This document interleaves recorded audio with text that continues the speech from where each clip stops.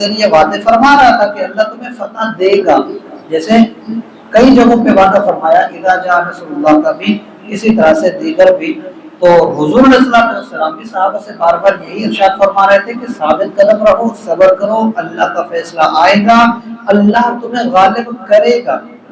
تو جو صحابہ کرام تھے وہ تو اس بات پر یقین سے کامل تھے، اور ان کے یہ یقین کامل کی برکت اور نتیجہ تھا کہ بدر میں ہتھیار نہیں تھے، تعداد نہیں تھی، پھر بھی گئے، کیونکہ یقین تھا کہ اللہ اور اس کے رسول نے فرمایا کہ فتح ہے تو فتح ہے، اور جب یقین ہے کہ فتح ہے تو پھر ڈرنا کس بات کا۔ وہ گئے بھی صحیح، مقابلہ بھی کیا اور فتح بھی ملی۔ لیکن جو منافقین تھے وہ دیکھتے تھے ظاہر کو،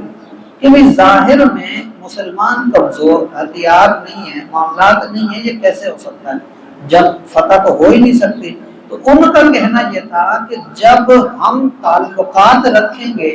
میل جول رکھیں گے، اس سے یہ ہوگا کہ جب یہ لوگ غالب آئیں گے اور اسلام مٹے گا، تب ہم یہ کہہ سکیں گے کہ ہم ان کے ساتھ وقت پاس کر رہے تھے، ہم اگر تمہارے ساتھ یہ معاملات نہ ہوتے تو ہمارے تعلقات تمہارے ساتھ تھوڑی نہ رہتے، ہم نے جو تمہارے ساتھ تعلقات رکھے اسی بنیاد پہ رکھے۔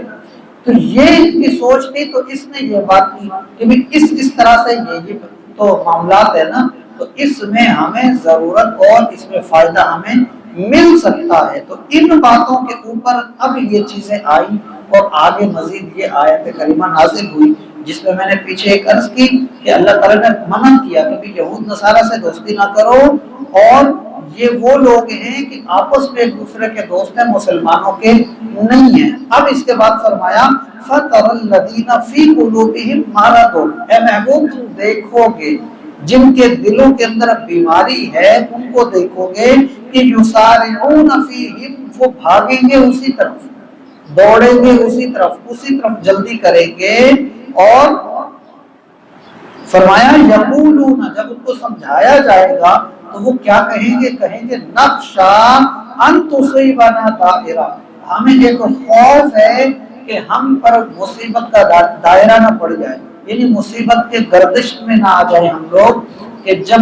کوئی مسئلہ ہوگا، جنگ ہوگی، یہ تو روز بروز معاملات گرم ہوتے جا رہے ہیں، تو جنگ ہوئی تو ہمارے تعلقات ہمیں بچا لیں گے، اگر ہم مخلص ہو کے تمہارے پیچھے چل پڑے، ان کے ساتھ تعلق نہ رکھے، پھر تو دشمنی بیٹھ جائے گی، تو ہمارے تو معاملات خراب ہو جائیں گے۔ تو کہا ان تصیبنا دائرہ، ہم پر مصیبت کا دائرہ نہ آئے، اس لیے ہمیں اس بات کا خوف ہے، ہم اس لیے پیچھے ہٹتے ہیں۔ فرمایا فَعَسَى اللَّهُ ان قریب، اللہ تعالی ان یأتی بالفتح،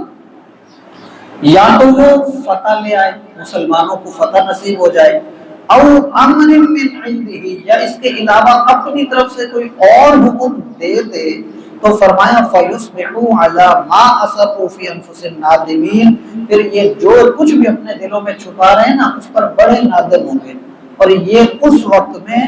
نقصان اٹھانے والے ہوں گے، کیونکہ اس وقت ان کی کوئی بات قابل قبول نہیں ہوگی۔ اور یہ چیز ہوئی بھی صحیح، فتح مکہ